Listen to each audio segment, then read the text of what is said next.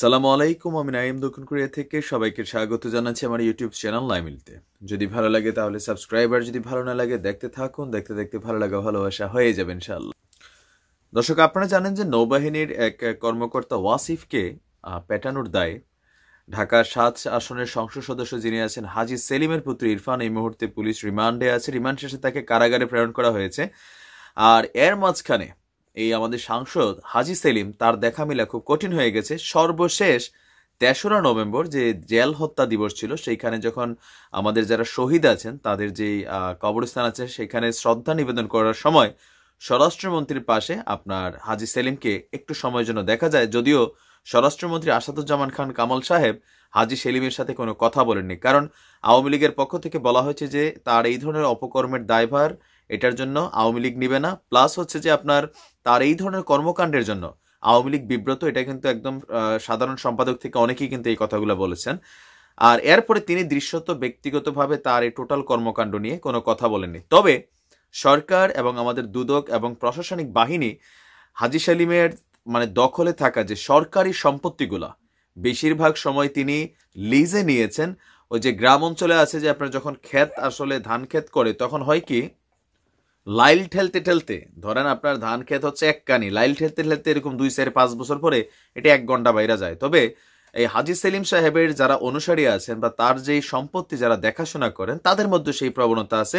সরকারি জায়গা হয়তো লিজ নিছে আপনার ১০ বিঘা, ঠেলতে ঠেলতে সেটাকে ১৪ বিঘা বানাই ফেলে। আর এই ১৪ বিঘা বানানোর যে সম্পত্তিগুলো আছে সেটাকে সাম্প্রতিক সময় প্রশাসনের পক্ষ থেকে উদ্ধার করা হয়েছে।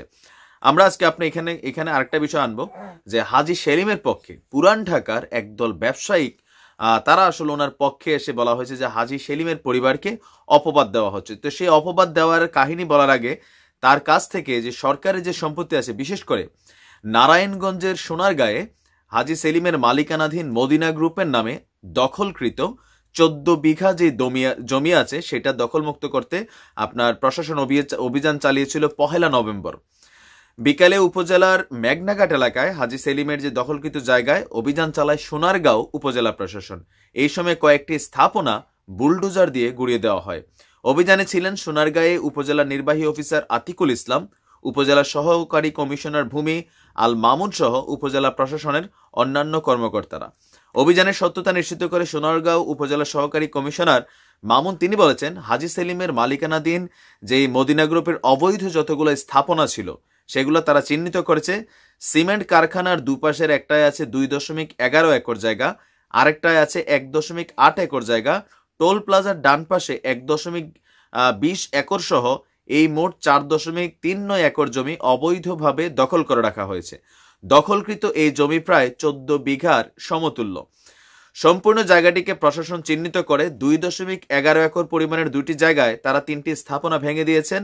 বাকি একটি স্থাপনা খুবই ভারী এবং শক্তিশালী, সেটা ভাঙতে আপনার ভেকুতে সমস্যা হয়েছে, যে কারণে উচ্ছেদ অভিযান বন্ধ করা হয়েছে। বাট পরবর্তী সময় তারা লাল নিশান সেখানে টানিয়ে দিয়ে এসেছে। আর পাশাপাশি এটা যে সরকারি সম্পত্তি সেরকম একটা সাইনবোর্ড এবং ব্যানার আপনার স্থাপনা করে দিয়ে আসছে। আর বাকি যেই ছোটখাটো স্থাপনাগুলো আছে সেগুলা এই মদিনা গ্রুপের কর্মকর্তারা যারা আছেন তাদেরকে আইনি নোটিশের মাধ্যমে আগামী ৩ দিনের সময় দিয়ে এসেছে এগুলা সরানোর জন্য। আর যদি এগুলা নিজ থেকে হাজী সেলিম বা তার লোকেরা না সরাই নেয় তাহলে সরকারিভাবে সেটাকে দখল করে নেওয়া হবে। মদিনা গ্রুপের উপব্যবস্থাপক মহিউদ্দিন তিনি এই দখলের বিষয়টি নিয়ে যেভাবে বলেছেন, হাজী সেলিমের পক্ষ থেকে আমাদের কারখানার ভেতরে সরকারি সম্পত্তি রয়েছে, এ কথাগুলা সত্য।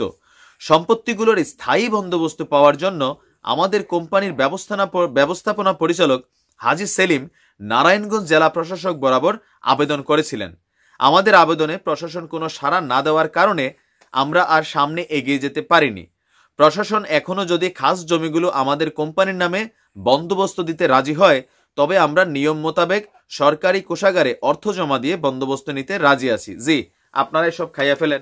প্রসঙ্গত হচ্ছে যে এই উচ্ছেদ অভিযান প্লাস মৌলভীবাজারের এখানে অগ্রণী ব্যাংকের একটা যে শাখা যেটা বঙ্গবন্ধুর হাতে উদ্বোধন করা হয়েছিল সেই শাখার যে ১ বিঘা জমি আছে সেটাও কিন্তু সরকার দখলে নিয়ে নিয়েছে।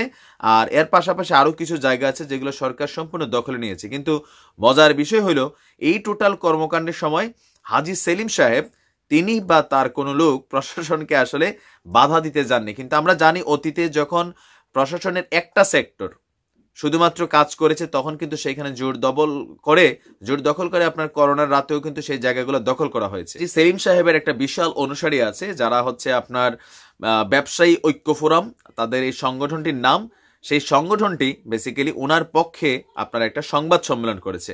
আর তাদের দাবি হচ্ছে যে হাজী সেলিম সাহেব সম্পর্কে যতগুলো বক্তব্য আছে বা এই সম্পদের বিষয়টি সে আছে বা ওনার যে জবরদখলের বিষয়টা আছে পুরান ঢাকায়, সেগুলো আসলে অপবাদ।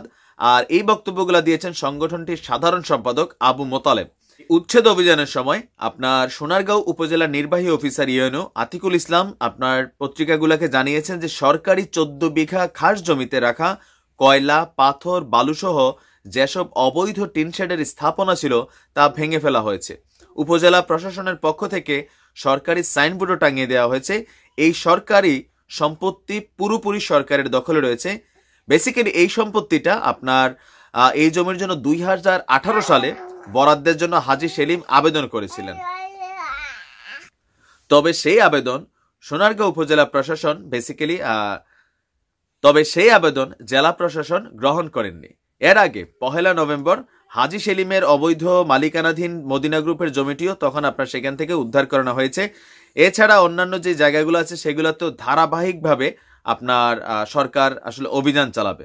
এটা ম্যানেজ করা দরকার যে খাস জমিগুলো যখন দখলের জন্য বা বন্দোবস্ত করে নেওয়ার জন্য আবেদন করা হয়, তখন তো আসলে এগুলো তাদেরকে দিয়ে দিলে পরবর্তী সময় তাদের এখান থেকে বের করে আনাটা খুবই কষ্টকর। বাংলাদেশে বহু ভাসমান মানুষ আছে যাদের ব্যবসা করার কোনো জায়গা নেই, যারা ফুটপাতে রাস্তাতে হকারিগিরি করছেন, রাস্তাঘাটগুলোকে জ্যাম করে রাখছেন।